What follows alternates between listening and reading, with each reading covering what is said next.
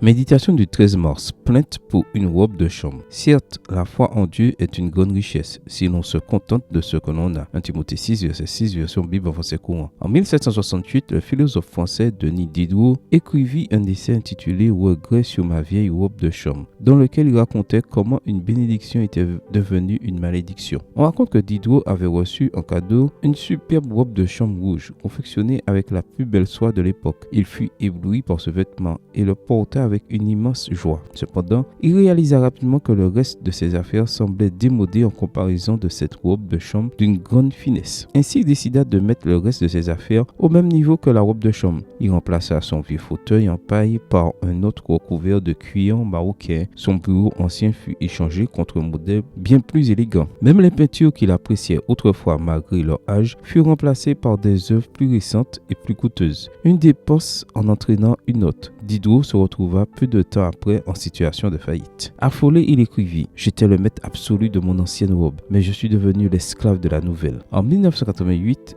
Grant McCann s'inspira de l'expérience de Diderot pour inventer le terme « effet Diderot » qui décrit comment une nouvelle possession peut dégénérer en une spirale de consommation menant à la ruine. Aujourd'hui, il est facile de devenir la proie de l'effet Diderot, car en quelques clics sur l'écran de ton téléphone, tu peux acheter presque tout. C'est pourquoi tant de personnes ont du mal à surmonter l'onimanie, dépenses au shopping et le surendettement. Puisque Dieu se soucie de tous les aspects de notre vie, il a laissé dans sa parole des conseils concernant la dette, l'argent et notre attitude à l'égard des biens matériels. Dans le verset d'aujourd'hui, Paul dit à Timothée que le christianisme est étroitement lié à une attitude saine envers les possessions. Par conséquent, vivre content de ce que nous avons est une grande richesse. À l'ère dont ne vit qu'une fois, le mot contentement ne trouve pas sa place dans le lexique de beaucoup, mais vivre endetté toute sa vie est pire que de devoir se contenter de ce que l'on a. Quelle voie choisiras-tu? Seras-tu la proie de l'effet Diderot ou demanderas-tu à Dieu, à mesure que tu avances vers tes objectifs, de t'aider à être heureux avec ce que tu as déjà aujourd'hui? Amen. Bonne journée à toi et que le Seigneur te bénisse.